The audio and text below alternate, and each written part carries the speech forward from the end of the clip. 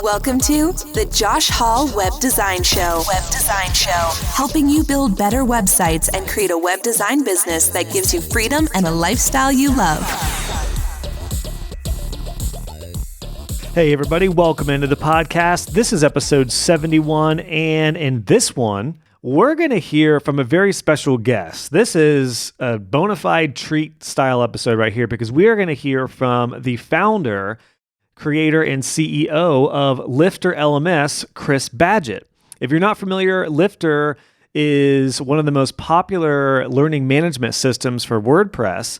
I myself use LearnDash for my courses, but I'm a huge fan of Chris and the LifterLMS platform, and actually have a lot of colleagues that use it and rave about it. So I reached out to Chris to see if he'd be interested in coming on. There was a lot of things we could talk about, but what we decided to do was to focus on almost his story about how he went from being an Alaskan sled dog runner, and you'll hear more about what that is and what he did, and working on a glacier in Alaska to pivoting to web design and then becoming an entrepreneur, a WordPress dev, and then eventually creating LifterLMS. Because Chris is somebody who's very passionate about online education, and you'll hear about when he started his path with online education in Alaska. And then he basically really took his passion to the next level to help other entrepreneurs and educators build their own successful businesses online, and that's when they created LifterLMS. But one thing that I found really valuable and one thing I like is to hear people's story about how they got into WordPress and web design, because it always resonates with me. And I'm fascinated in particular with web designers in WordPress because it seems like everyone has a really cool story and there's a lot that you can take from their story and it's going to resonate with you. And Chris and I cover so many great topics in this. One particular topic I want you to keep an ear out for is he introduced me to the idea that you need really to be a successful web design entrepreneur. You need to be three things. You need to be part hustler, part hipster, and part hacker. And you're going to hear why and how you can be all three of these as a successful web designer here in this interview. You're also going to hear about a quick backstory about lobster. And if you want to hear about that and all kinds of stuff, make sure you stick around because this episode was great. I had a blast talking with Chris. He's just a great guy. And as the founder and CEO of LifterLMS, he wanted to offer a code for all of my listeners. So if you guys are looking for an LMS, a learning management system, be sure to check out Lifter. And you can actually go to my link. I have a link for it. It's just joshhall.co/lifter, and that's going to take you to their site. And if you use promo code JoshHall, one word, you'll get 15% off any LifterLMS product for the first year. So that's code JoshHall at checkout for anything LifterLMS related. You can always just go to their support chat as well if you have any questions. But in any case, can't wait for you to hear this interview. Now, most of my interviews are sponsored and presented by a course. But what I want to do in this one is mention and really encourage you to check out my upcoming membership, which is actually, at the time of recording this and releasing this episode, it is available for founding members. So if you want to get in early and see what it's all about, just go to joshhall.co/membership. That's going to take you to a page where you can find more about it, and you'll have an opportunity to become a founding member, and you and me are going to have a personal coaching chat where I can coach you moving forward directly. So be sure to check that out if interested. And now enjoy my really fun, wide-ranging conversation with Chris Badgett and hear how he went from living on a glacier to being a WordPress dev. And without further ado, enjoy. Chris, welcome to the show. Awesome to have you on, man. It's great to be here, Josh. Thanks for having me. So your journey is pretty remarkable, and it's something I found fascinating when I've actually heard about you because I'm colleagues with David Blackman and Tim Streifler of Divi Life and Divi Space. So they talked about you, I think, years ago, and your name just kept on showing up. And of course, I'm familiar with your brand LifterLMS. I do use LearnDash, so full disclaimer, but I'm a big fan of you and what you do. And again, going back to your story, it was really inspiring to me. And I wanted to have you on to talk about that because I think my audience wants to hear more stories about how people get into WordPress, how you found success, the things that you did. So I'm really excited to dive into that. Before we do, though, I'd love to find out if you want to let my audience know where you are and then what you do exactly. So I'm on the coast of Maine in a small town called Belfast. I'm broadcasting to you from a cabin in my backyard, which I built. It's like my little man cave podcast studio, entrepreneur hangout spot. It's just a small little tiny house style cabin. And I'm the creator of LifterLMS, which is a learning management system for WordPress. You mentioned LearnDash. Justin's great. He's a friendly rival of mine. We've met at conferences and stuff. It's a great product as well.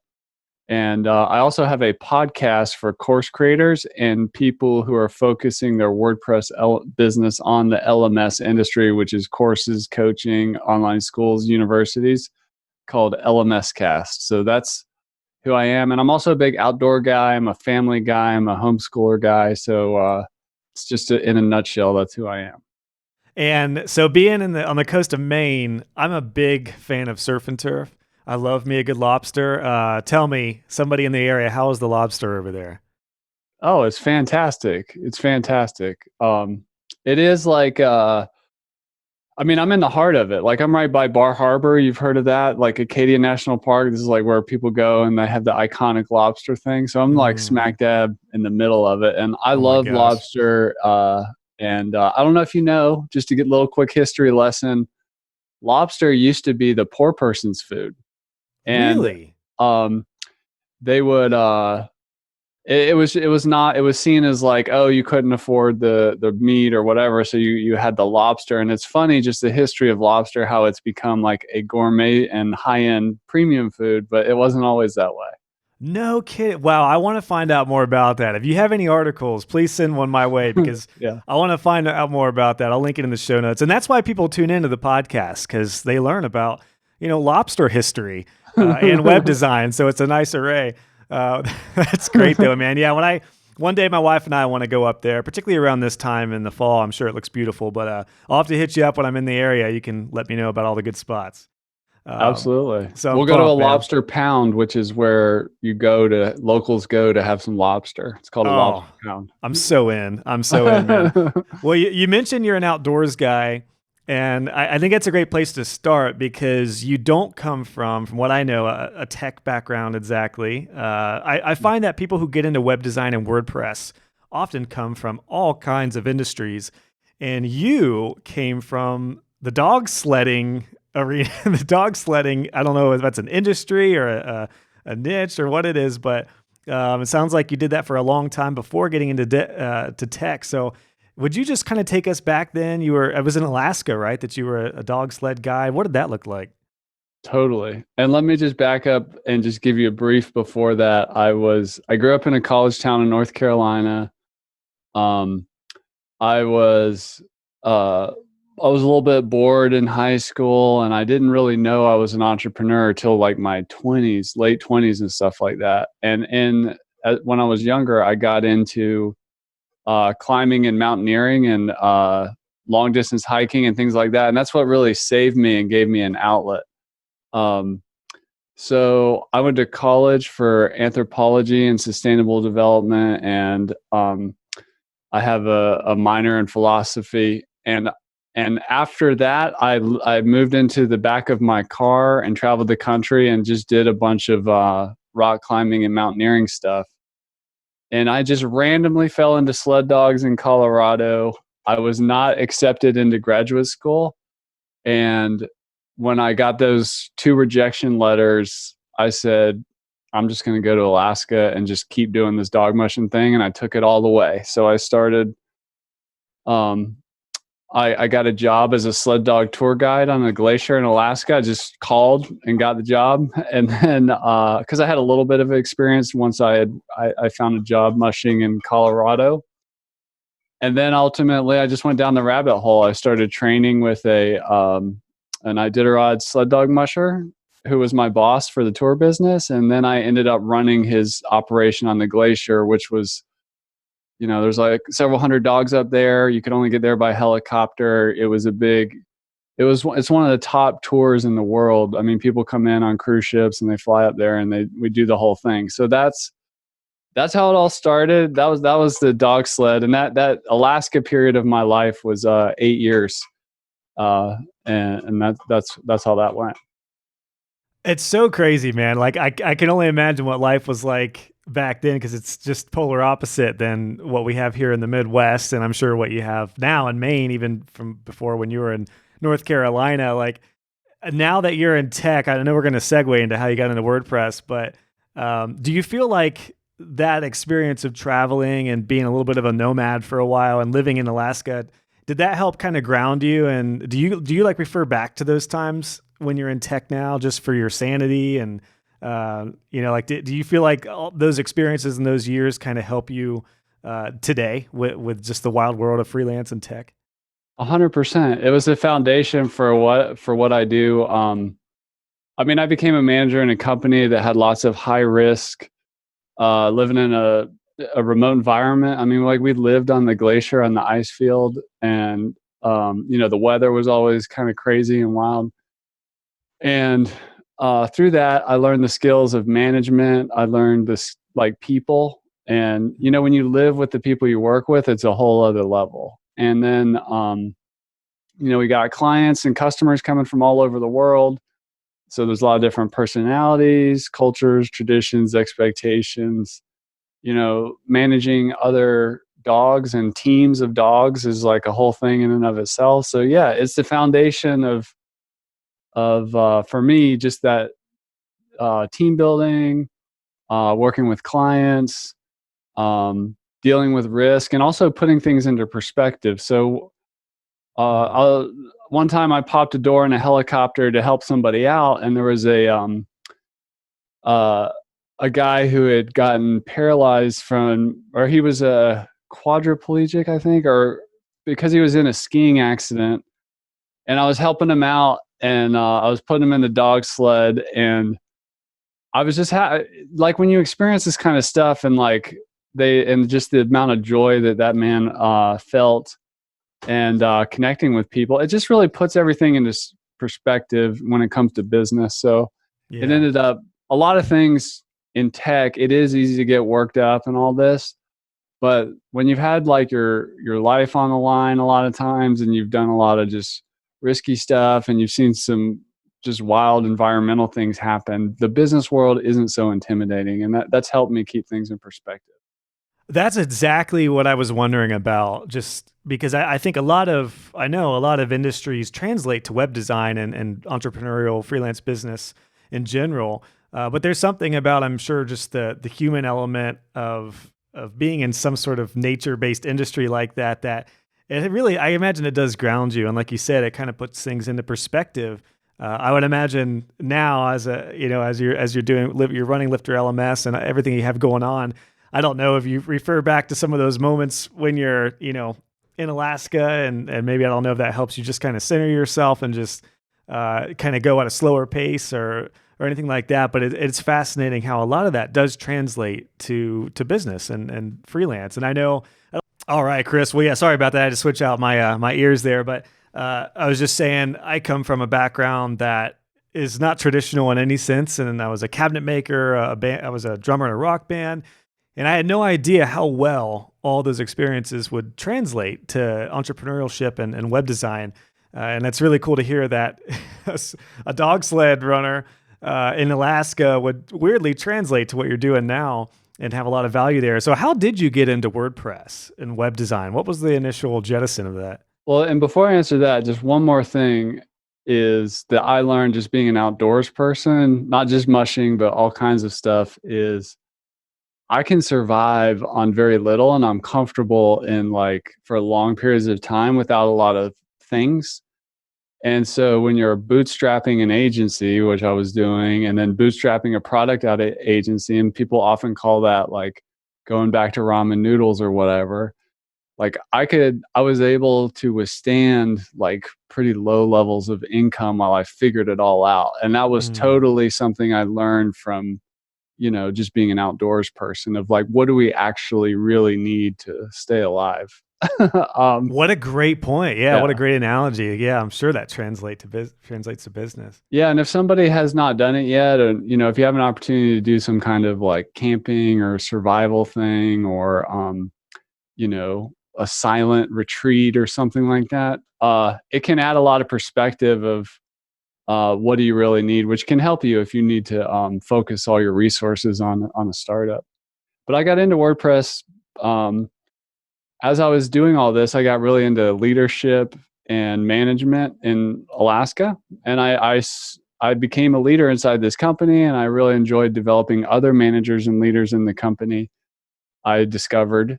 And I wanted to write about it. And I just went to YouTube and I did a search. And I was going through all your YouTube videos, Josh. And I'm like, somebody like you was there. I can't remember who it was, like step by step down. This is 2008.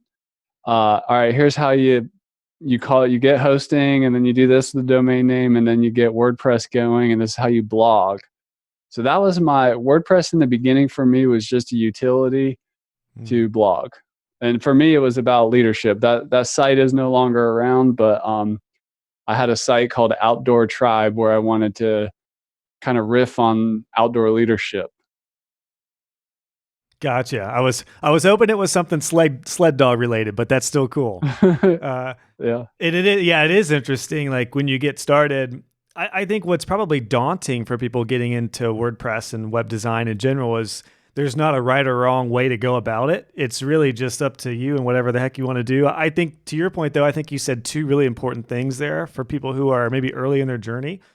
One is that you want to look for some sort of guide or a mentor. And that's obviously what I'm doing. And you have resources to help people like that. And there's a lot more people like ourselves who are doing that. We're sharing our experience to help people elevate their journey as quickly as possible and hopefully bypass a lot of the hard lessons learned that we went through. But the other thing you said there was, find a guide, but then also focus on some of the other aspects like leadership. I imagine some of the personal development stuff you went through probably translated really nicely to you being able to bootstrap your business, because I actually find some of the personal development stuff more important than the tech stuff. Even in the early days, it's better to be good with people and to be able to sell than to be really good with WordPress, because you can figure that out, or you could hire somebody to help you with some of that stuff. So I don't know if you have any other thoughts as far as, getting into the tech world, but those are two things that really stood out to me. Yeah, I would agree on the personal development's always something I've been into. I mean, when you become a manager or leader in a company, like you figure out pretty quick that what got you here isn't going to get you there. And there's not always just because you're really good at a skill doesn't make you get a promotion. Now you got to manage all these other people. You got to kind of start with managing yourself and leading by example. So then that opens up that whole rabbit hole. But yeah, I've done tons of work just around personal development, positive psychology, looking at personality types to see, oh, this is how I'm wired, but this other person is wired this way. Nobody's right. We're just different. And just getting into all that is such a big part of it. And it's understanding yourself. It helps you understand yourself. It helps you work with other people. Like I can work with a business owner, and then I can go work with a really engineering focused techie, and then I can go talk to a creative designer person. And these are all very different conversations, but you have to understand yourself too to get into all that. Yeah, it's a great point. And what you just said right there is key, because as a web designer, you're working with a few different types of people, not even personality types, but literally like clients versus tech support if you're working with hosting and other products you're using, but then also colleagues and communities around like Divi or Elementor or these other themes and just WordPress people. And then you're also dealing with like your personal network of people who know you do web design. So there's all these different types of people where a lot of different industries can translate to that. So well said. Great point. And I actually was curious because I don't know too much about what you did before Lifter. Were you like an agency owner, or did you do freelance? What did that look like? I've pretty much done everything possible in WordPress. So we started with the blogging, and then other people started asking me to build sites for them. So I started as a freelancer, and then once I oversold stuff that I could not actually deliver, I went to Upwork or Odesk or whatever and started finding real designers, real developers to help me fulfill the projects. And then I would every project I learned something new and got better and better and better, started building a team. And then ultimately I merged my agency with another company's agency, and we had a bigger agency. Now we're up to 17 people. Okay. And then we bootstrapped the product out of there. Now there's a lot of details in that journey, but that's how that kind of evolved from me writing a blog all the way through the agency life into product. Now, did that transition and segue into Lifter for you, or how did Lifter come about then? So Lifter came about in several ways. One, as I got into WordPress and personal development and realizing that I was not just a manager and a leader type person, I was also an entrepreneur. I kind of fell in, I was already kind of a nomadic type of guy, like working seasonally in Alaska. I'd be traveling around. My wife and I, we rode our bikes around New Zealand. I would do the hiring stuff for the summer tour business season from different places and stuff like that. So I was already kind of nomadic, but I really fell in love. This is back in the early days of the 4-hour work week and Mixergy and online business type stuff. So I wanted to build an online business that was, location independent. And with my background, I'm into ecology and the environment and stuff like that, and sustainable development. So my first course site, I bought a theme off Theme Forest called Academy, and I found the best experts in the world in the topic of permaculture and organic, which is like a subsection of organic agriculture. This was called Organic Life Guru. And I built my first business, not with me as a guru, but me with partnering with these people. And I would go to their workshops, film these like organic beekeeping thing or this permaculture design course and these different things. And then created the website with that. And once I started blogging about that, people actually started commenting on my posts, and I realized I hit a niche. I mean, I'm a course creator myself, is what I'm saying. And once I started writing about, hey, this is how you do this in WordPress. This is how you build an affiliate program for an online course thing. I had a company in New York City actually reach out, and they flew me to New York to like help optimize their LMS affiliate program. So the more I talked about what I was building, the more clients it was like they would come in from everywhere. It wasn't a local business thing. They were just, it was more about the niche. So the smartest thing I ever did as an agency owner was I started at first, I'll do whatever. I'll build sites for psychics, car mechanics, restaurants, everything. Sure. Yeah. But once I found my niche, which was also something that I did myself, which was create courses and membership sites, then that was the game changer.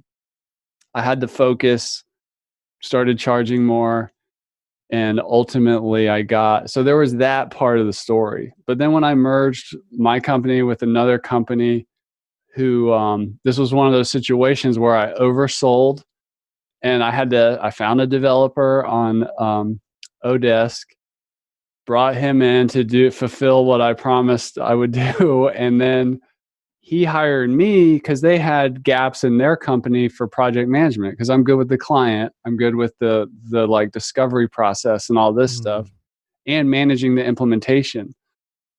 So after a while, me and this other company, we were like, let's just stop hiring each other and put it together. They had bigger clients inside the Infusionsoft community, which they had some bigger names, bigger projects. I could handle them from a project management perspective.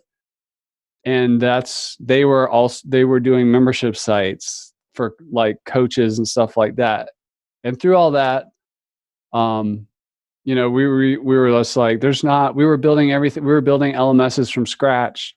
I was just going to say, because what year was this? There probably wasn't that much available at that point, right? Yeah, this would have been 2012, 13, somewhere in there. So before MemberPress and some of these other big ones, as far as membership sites, at least, or membership LMSs. Yeah. I mean, we were building our own member systems. Wishlist Member and Optimized Press had been around or whatever, I think, but it was early. And I'm not sure when LearnDash came out, but if it was around then, like it wasn't really on our radar. We were just building custom. And our clients, these are high-end projects. So these are like 30, 50, $70,000 projects. So it was a lot of custom work. And we could use some off-the-shelf tools, but a lot of things we're building from scratch. And through all that, we were just like, we're going to productize this. And I mean, I'm so committed to the mission of it all. I'm like, yeah, if we're going to do a product, this is the one. Gotcha. So it's a really interesting beginning, and kind of I could see the first seeds being planted there of this idea of having a product like LifterLMS that is really all encompassing of everything that you were doing up to that point. It sounds like. Did you look at the market and see the opportunity there, or did you just feel it was more like a passion thing with the courses and building Lifter? Because I feel like a lot of people will just look to see, can I make some money in this industry? But I get the feeling like Lifter is a lot more than just a money-making product for you. It seems like there's a lot of heart in what you're doing with the mission behind it. Yeah, it was 80-20. It was 80% like we're in, like we love membership, coaching, courses, e-learning, and then 20% like, yep, there's a business here. We actually can make money in this niche. And I just didn't see it. I saw it as a growing industry. I mean, the funny thing about the e-learning or online education niche is it's been around for a long time. And even it's just been ramping up. I mean, us as technology people, we're still like the early adopters. Like, here comes everybody right now, but we're still in the early days of this, and there's so much room for more innovation. So in terms of placing a bet on the education sector and the digital transformation there, it seemed like pretty good idea. Yeah, and I think I told you before we went live, I've seen such a big influx with students coming into my courses since the COVID stuff hit, just because so many people are like, they're left with not much of a other choice than to get their businesses online. And a lot of people, I've actually had a lot of students come from other industries who were doing web design on the side. And then if they lost their job or an opportunity, fell through because of the COVID stuff, they were like, okay, now is my time to do this with web design. And for me, it's been incredibly gratifying, because like, this is why I've done what I've done. And I'm so fortunate, I feel like, and really glad that I started when I did, because it has helped me be able to give back as much as possible at this point in time, where it's so crucial, I feel like. Because to your point, when you got into web design, you were looking for some people to help. And I think you said this before we went live as well, that you kind of wish there was somebody like me to take it to that next level. So I think the online education sector I totally agree. It's just the start of something truly amazing. And there's a lot of room there. And there's also, I think one reason I like it is I have a lot of co-opetition as well, just like you with Justin and LearnDash. I have a lot of folks in the Divi community and WordPress community that teach a lot of the same topics that I do, but we just have different experiences. So I have a lot of students that have been through a lot of my colleagues' courses and mine, and they get equal as much value. It's just different. Like, my contract is different than my competitor's contract, and my experience with sales and pricing is a little bit different than my colleagues. So I found like there's a lot more co-opetition in our realm than other industries. Yeah, and definitely in WordPress. And there's a great concept called the infinite game, where that's the way I look at it, is we just grow this market together. There's only one you, so you're going to differentiate even without trying. Like you said, like, your style of teaching sales or contracts is different. And I mean, there's just a lot of room. And the more work you do and the more work I hadn't heard that word before. What'd you say? Co-opetition. That comes straight from Tim Strifler and David Blackman when they talked about merging their brands, creating a course off of, oddly enough, LifterLMS. So I got to give full credit to them on that. But I think a lot of people listening are probably thinking, well, that's great, that's really cool to hear, but I'm not a course creator, or I don't want to be in the education space. But I will say this same idea applies to web design in general, because a lot of my students early on will say, there's a lot of competition in my area. How am I going to make it? How am I going to, separate myself from the others? And I'd say just what we talked about. It doesn't matter. Just be you, and clients, if they know, and trust you, they'll often go with you over your competition, even if they're more established or if there's a bigger agency. Like, there are so many people needing websites, and there are so many people desperate for a trusted web design person. Mm-hmm. So the opportunity is bigger than ever for web designers. And I think having that mentality of, yeah, who cares? Like, I'm in Columbus, Ohio. It's a big time tech town. There's a lot of web designers and agencies here, but I still made a great 6-figure income as a solopreneur just by being me. And I didn't have to work with everybody in town. I just worked with my trusted, really good clients. So hopefully that's a good thought and idea that people are empowered with, because there's plenty of fish in the sea in web design. Totally. In all kinds of industries. Yeah. And it applies to the service work, but the product stuff as well. And something you said that was pretty interesting was the 80-20 thing. I kind of had to think about that when I got into courses as well, because I forget if I've said this on the podcast before, but my original goal was to build child themes. I was going to do child themes, and I didn't know if I wanted to get into plugins, but I wanted to do layouts and some product type stuff based off of the designs that I've done over the years. And I may eventually do some more of that, but I was like right about to really start doing child themes when I got the itch to do a course. Yeah. And I had been doing tutorials, and I realized that I really liked doing tutorials. So I did my first course, which was on how to create a maintenance plan. And it went over so well, and it was so gratifying, and it was so life-changing for people that went through it, that I was sold. I was like, all right, this is my lane. This is what I'm going into. And to be honest, I probably could have made more money these last couple of years with child themes. However, I feel like so fulfilled with doing coursework and in having my, being able to be a big part of changing people's lives through my courses, that it's been the most rewarding decision. And it sounds like you've probably had a similar journey with, feeling like you picked the right lane to go into as far as your niche. Well, I tried a lot of different things too. I mean, and this is one of the things I really like about what you're doing is you've got the YouTube, you've got the podcast, you've got the courses. You're trying all these different things. You've done the services. And really, when you build in public, like for me, I think back, like I'm thinking back to the article I wrote about how to build my first blog after like writing like 80 blogs that nobody really paid attention to. That ended up getting lots of comments. I remember being up and I was like, oh wait, it's 3:00 in the morning. I need to go to bed. Like I was really into WordPress LMS. And this is like in 2012 or something when I was writing this article of just the idea of like courses for WordPress and the site and how to do it. I mean, I would lose track of time. And I think that's one of the great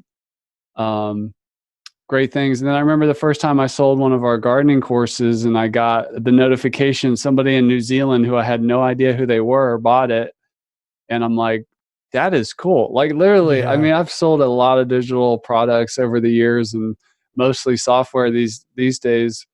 But that first notification of like somebody on the other side of the world, like making that order is awesome. Yeah. Same here. I remember the first, like the legit first order that came through of my first course. That feeling was like, it was just none other because I had sold like layouts and some stuff and I'd done service work for so long.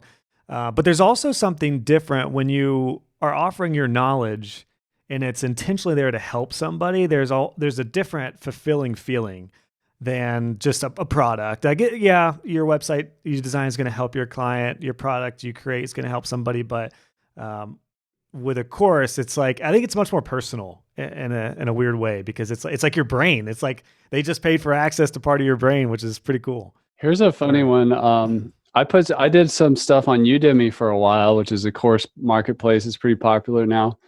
I used to do some free courses on there, and that was one of the ways I would get client leads for my web design business. So I would teach WordPress and Udemy. My course, they finally took it down because I didn't update it and it was really out of date. But by the end, there was like 15,000 students in it or something like that. But the funny thing, full circle, was that I was hiring a developer once. And I was like, where'd you learn WordPress? And he was like, I actually started with you on Udemy. I'm like, no way. Wow, that's funny. It's just that impact of like setting somebody's path or helping them on a career. Because it's hard, to start new in a new career or whatever. And if you can, or go from beginner to advanced or whatever level you're at, just I with courses, I like to say impact, income, and freedom. there's lots, it's not just about making money with courses. It's also about the impact, and it's also about the freedom in your life it can create if you get the momentum going. Oh, 100%, man. Yeah. Yeah. The past year has just been the most amazing, particularly with family. I have a wife and a 2-year-old and a 10-month-old now. So the freedom to be able to spend time with them and to really last week we went to the zoo on a Monday. Yesterday, or a couple days ago, was a Tuesday. We just went apple picking for the first half of the day and came back, and I was able to work in the afternoon. So, and I had a lot of freedom in the service realm as well, because as a web designer, as long as you hit your deadlines, you can make your schedule. You can set your call times and all that. So you have a lot of freedom. But it's like 10x with the course world. So yeah, that's really cool, man. I'm curious. So you found your passion with Lifter and doing the course stuff. How did you well, I guess the question is, what do you gravitate towards? Do you like the tech stuff? Do you prefer, do you like being like the visionary and the CEO type of role? Because I imagine you're a jack of all trades. I imagine you can do pretty much everything, but what do you really enjoy most? Because I think that would help me determine how you took Lifter to a whole nother level. I guess the short answer is I can't help it. I'm a visionary product creator, so I see the future and then I make it happen. I once heard this thing about how there's like a hipster, a hacker, and a hustler, and if you can get that 3-legged triangle, you're good. So I never heard that before. That's great. So how true is that? I'm more like the hustler, the business guy, marketing, sales guy and stuff, but I'm also very much a product guy, a product visionary guy. But my business partner, Thomas, he's a hardcore WordPress engineer. He's a hacker. And then hustler, hipster, we're a little bit light, like in terms of having an awesome design aesthetic. Like you have a great design aesthetic. We need to level up in that department or whatever. But I feel like that's what I'm the weakest on, to be honest. Well, that's because you're a good designer, so you're being critical on yourself. I guess that, yeah, I did. Yeah, I came up in the design world, although I'm pretty harsh on myself with the design aspect. But I get that. That's great. I couldn't, like, I think for everybody, if you're running an agency or you're freelancing or you're getting into WordPress, I've seen so many people go through it now, it makes sense. In the beginning, you have like this really open mind, like, oh, who am I going to become? Am I going to be like a developer? Am I going to start writing my own plugins and stuff, or doing custom development? Or am I more like a marketing, sales, and maybe I'm a WordPress implementer. That's what I am. I can drive WordPress, but I can't write a line of code. Like I can put some stuff together and I could build Udemy with nothing but WordPress plugins. But there would be not a single line of custom code in there. And my design skill, I can't drive Photoshop or Adobe Creative Suite or whatever. I can't do any of that. And I make bad design decisions. So ultimately, gotcha. I figured out like, okay, this is my lane. I'm a product guy and like a sales and marketing guy. And then I just use my team building skills to like I have a business partner, and then let's build a team so that we can do what we need to do. Gotcha. Well, what a great, I think being self-aware is really huge. So what a great thought as far as those 3 big aspects. I've heard it said in different ways, but I hadn't heard the hustler, hipster, and hacker, because it makes so much sense. It's perfect for web design. Because I'm a little bit of all 3. Yeah. I was just trying to think, like when I got started, I was going to ask you if somebody wants to be a solopreneur, because it is ideally you would be self-aware about what 3 lanes you fall into and then partner up with people who help you. But you can also be a solopreneur for a very long time. I was for 8 years before I started scaling. So I guess one thing I wanted to ask you was, if you want to be a solopreneur and you want to do it yourself, which of those 3 do you think would be the most important, particularly in the beginning? Well, nothing happens until a sale is made. So I would focus on, I mean, this is true in course creation too. If you build out the offer, like what is the package or what is the service just the act of creating the offer, which is a sales type way of thinking, is number 1. You got to get clear on the target, like what you're building, who you're building it for, what are the deliverables.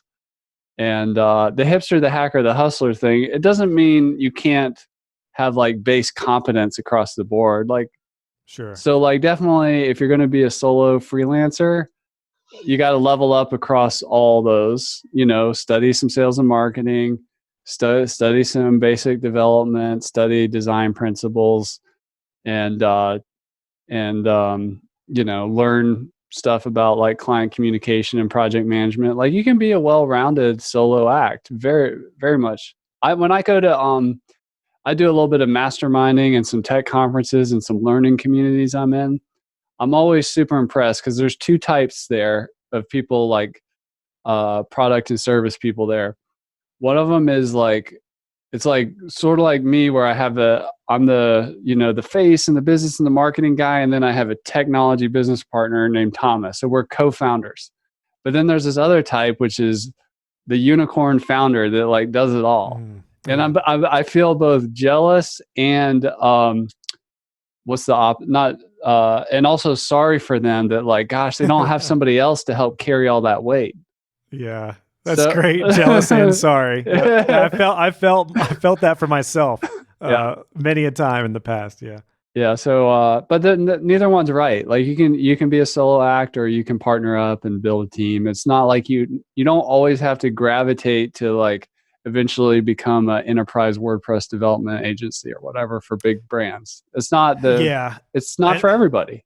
I even tell my students, I think a lot of people getting into web design and just being in the freelancer entrepreneurial space feel a little intimidated by just the entrepreneurial push that tells you to, 100x your sales, become a millionaire in a couple months, like all that, this stuff that is just, I mean, maybe it happens for a few people, but it's likely they have a big team and they have a whole bunch of other experience that translated to starting this. I think a lot of people are, and even myself, I was a little like, I don't want to be that person. Like, I don't want to work 90 hours a week. I'd rather work like 30 hours a week.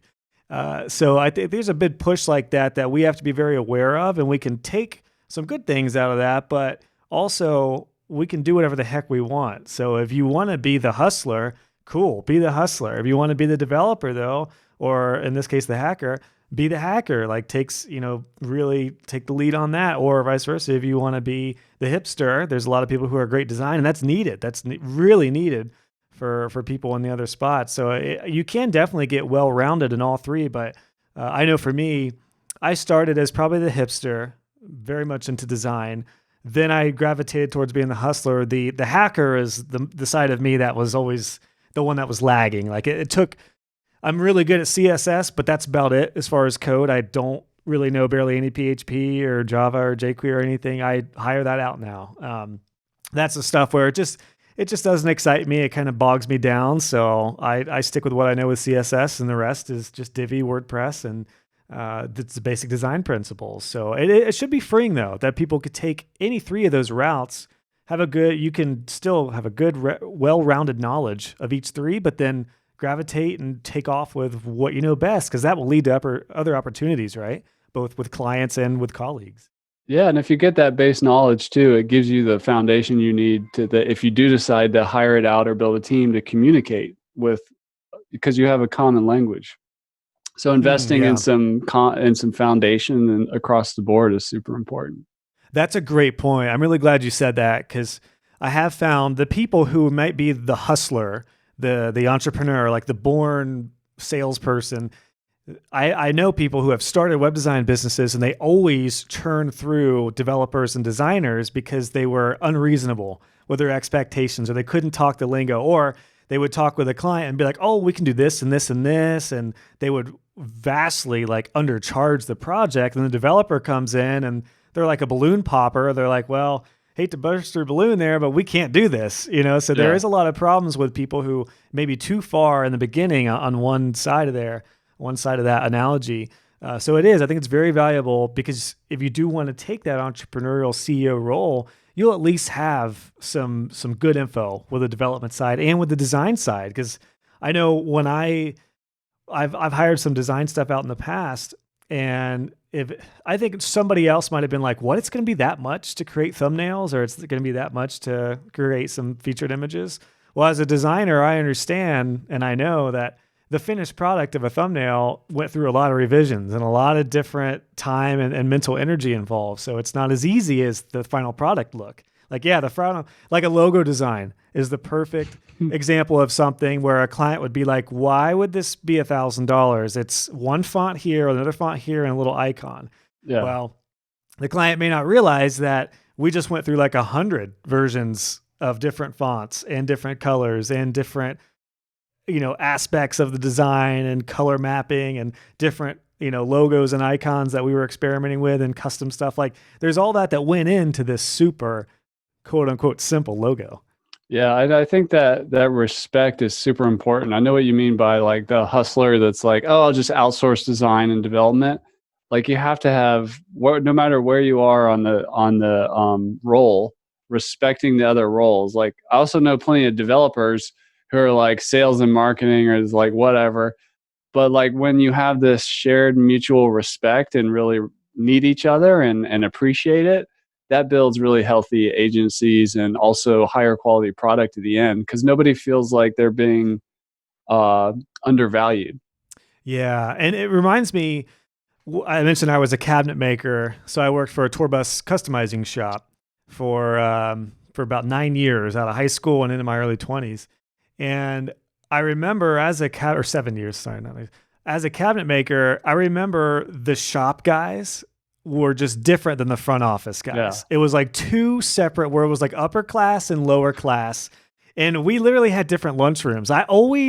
I never liked that. I remember when we got a new building and they did the lunchroom for the office people and lunchroom for the dirty warehouse guys, including myself, which I was the cleanest of all the warehouse guys. But I remember when they did that, and I remember thinking, man, I feel like it's kind of messed up. Like I'm not allowed to sit in the nice, lunchroom. I got to sit in the dusty one.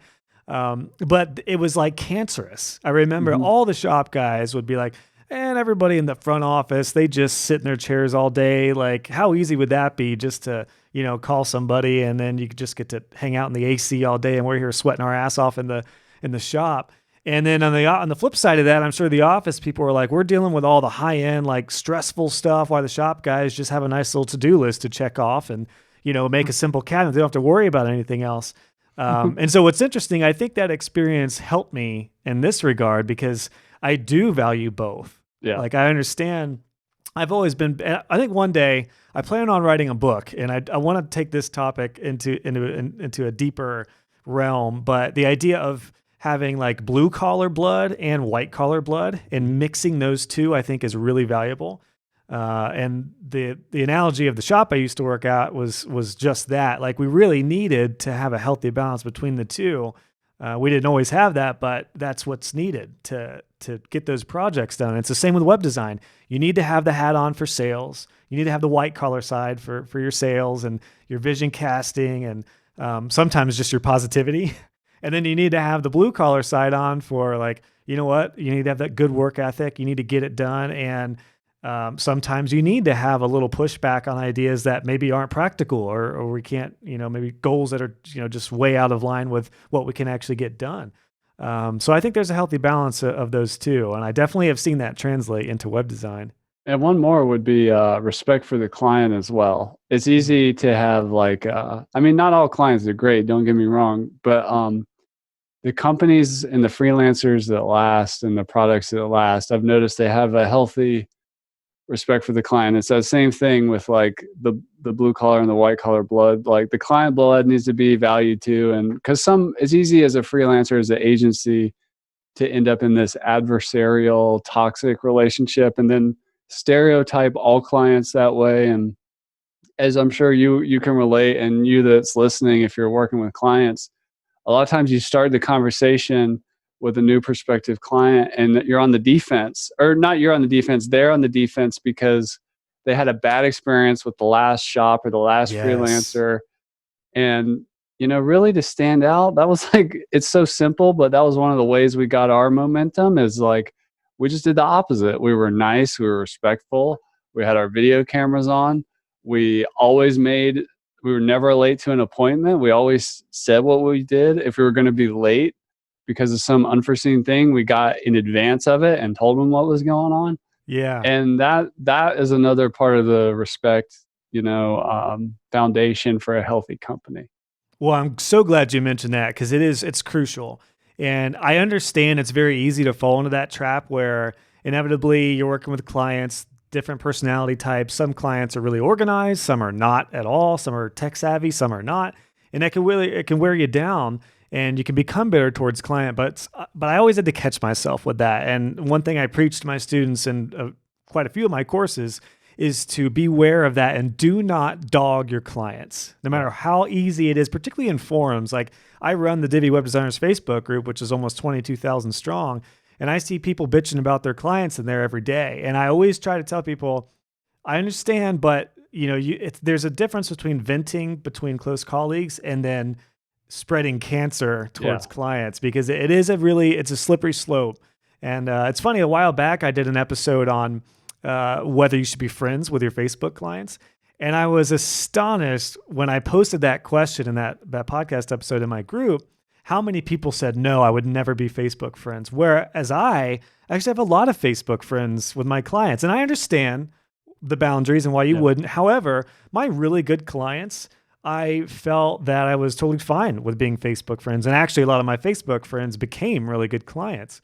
So there's a lot of value in that. And I actually, when I sold my agency several months ago, and I posted that question out there, and I looked for the people who responded negatively or positively to that, because people who I had thought about maybe hiring or seeing if they would be a good fit to do some work at some point, if they didn't respect their client and just treated them like a paycheck, it's not somebody I felt comfortable working with or having work with me and my clients. So I'm really glad you mentioned that, because you do have to have respect for clients. You also have to put yourself in their shoes. Yeah. Like when I didn't do web design, I remember a buddy of mine did, and I asked him how much it would be to do a website for my band site. And I was thinking $150, $200 for like a 10-page site with updating events for concerts, tour and stuff.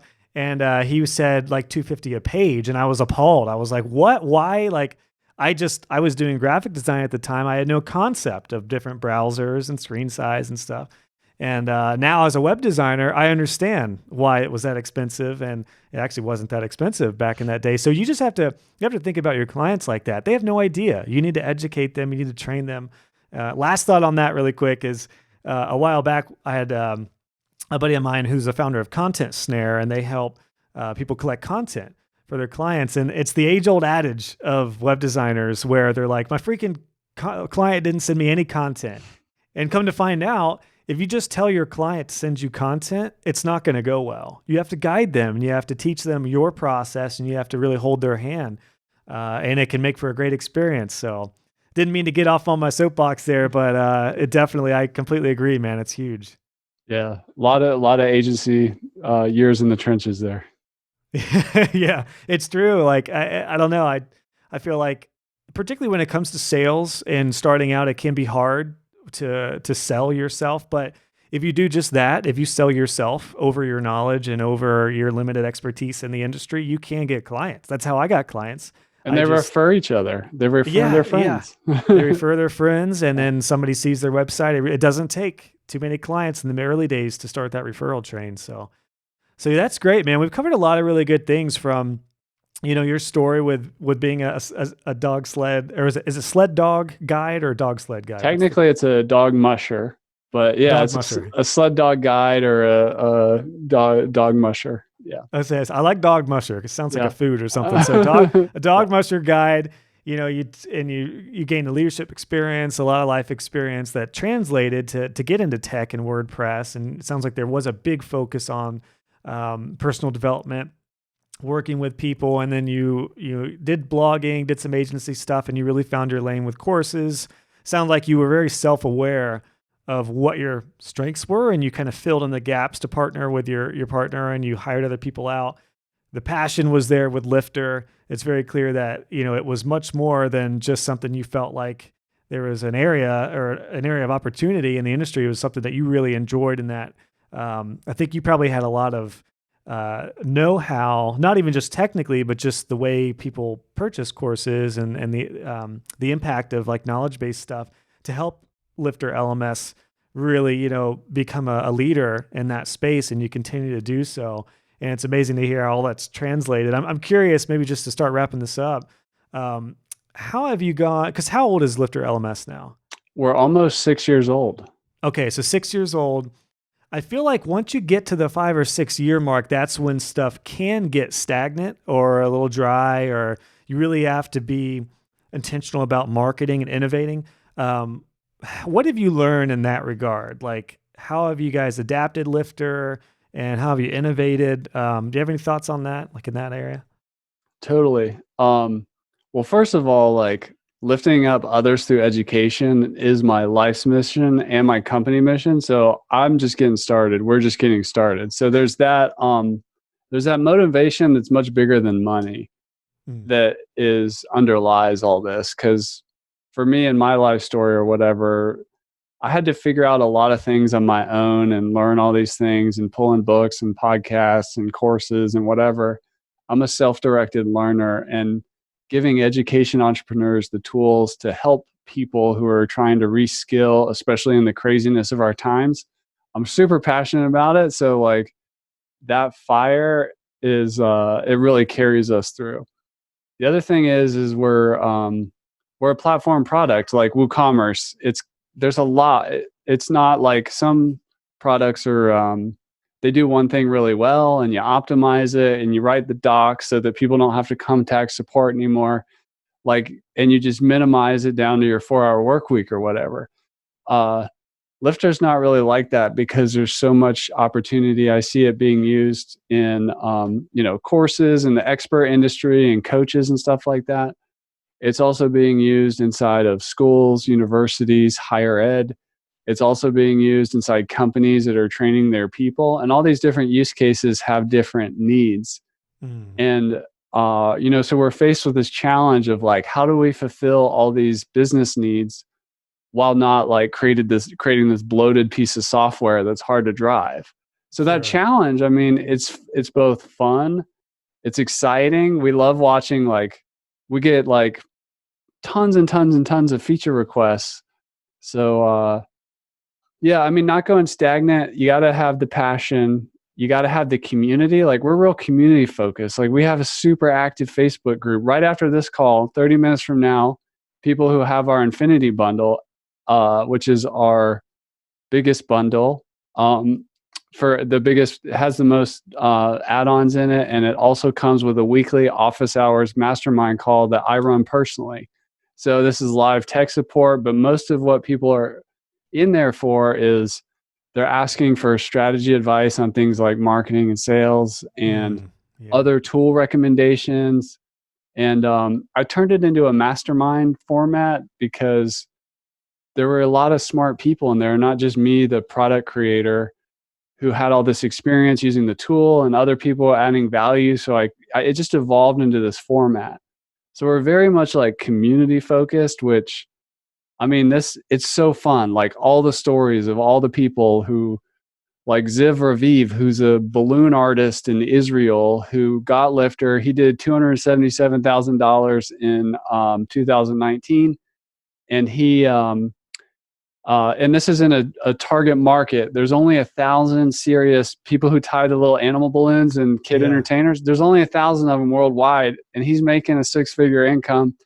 I love those stories. That's awesome. And so it's like we're on this rocket ship. We're gonna just keep doing this. So yeah, so not stagnating is and I'll add one more thing. So far I've said it's passion, it's community.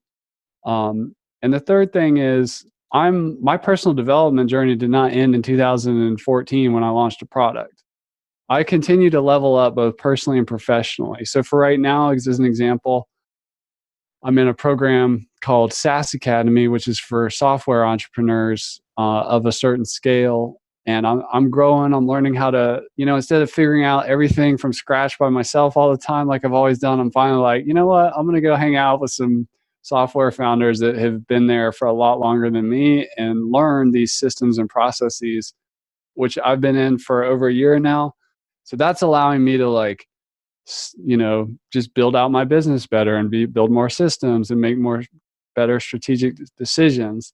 So it's a combination of passion, community, and then just continuous improvement is really what keeps it from going stale. And I'm very much in love with my product and my customers and the mission and vision. So it's just going to keep going. I mean, I get offers to sell. I'm not interested. Oh, that's beautiful. I'm so glad you said that. I love hearing that because I didn't get the feeling like you build it up just to sell one day. Like it is, I can tell it's so much more for you than just a product that you just want to make some money on and then go, back to Alaska to do, sled dogs all day. Like, there's a lot more behind that. And I like that you as an owner are very community driven. I think that's another big thing too. And honestly, even just a solopreneur freelancer, you need to be community driven, not only to learn from and to pull from, but then to be that to your clients as well. Because there's a lot of opportunities to get your clients in some sort of community with each other as well. I know for me as a course creator, the next big step for me is I'm working towards a membership. And I just realized that I'm closing in on 700 students now at this point. And I've got this incredible network of people. People email me all the time. I'm basically coaching people for free right now. So people will email me like, hey, do you know somebody who does this? Or, I'm looking to hire this out. Do you know somebody? And I'm pairing all these people up. And like all of my students are now mingling with each other and creating businesses and creating opportunities and creating their own little mastermind groups. And then it dawned on me. I mean, I knew I was going to do this at some point, but I realized I've got to do this now. Like I need to bring everybody together and have this in a community where we can all be with each other and just really take it to the next level. So I'm really excited about that because that's the kind of thing I think for me too. I don't want to just see an order come through and then never hear from that student again. I always want to, and I actually right now, fortunately, I'm at the point where I can still manage this, but I send a personal video to every student that purchases a course, even if it's my beginner's course. I just hop on Loom and I say, hey, Jimmy, welcome to the course. Great to have you in. I want to hear where you are in your business. And I have a little template that I attach with it and send it off. Doesn't take long. And it's awesome. And I get people responding back that are like, dude, I can't believe you sent me a personal video. And that there's another, just a quick hit for everybody. If you want to make a big impact on clients, send them a quick video, even if it's just in the lead phase. If you want to say, hey, thanks so much for reaching out. Really excited about potentially working with you. We're going to get going on a proposal. You can hear from us, by in the next week or something. That goes a long way. But it just, even with that idea of just keeping it person to person community and a human connection, right? You got to have some human connection now more than ever. Totally. Yeah. So, well, Chris, this has been great, man. Thanks so much for being open about your experience. I think it was really valuable just hearing how you can focus on what you want to do, whether you want to go productized or whether you want to stay in the service side. Or again, I loved the hustler, hipster, and hacker trio. Definitely going to rip that off because that's great. I would give credit if I knew where I heard that, because I'm a consummate learner. I'm constantly listening to podcasts and books and taking courses. And I heard that. And when I heard it, it sounds like we have a very similar story. So like, I was like, yep, that's the framework I was looking for a long time. So, well, what's going to be funny is somebody's going to purchase LifterLMS and they're going to say, yeah, I heard this Josh Hall guy say hustler, hacker. And then you're going to be like, that son of a gun. He's stealing my line. So that's the deal. Yeah, Chris. Well, awesome, man. Well, again, thanks so much for your time. I know you got a mastermind to get to here soon. So where would you like my audience to go to check more out about you? So a couple things. If you're listening on the podcast, I do have a podcast. We're up around 300 episodes now for course creators and WordPress LMS professionals called LMS Cast. So look for that. And then I'm a big WordPress fan. Like I started out on the periphery, and then I realized the more I got into it, I found this whole community thing and everything, and about contribution. And we started sponsoring WordCamps. I started going to WordPress events, and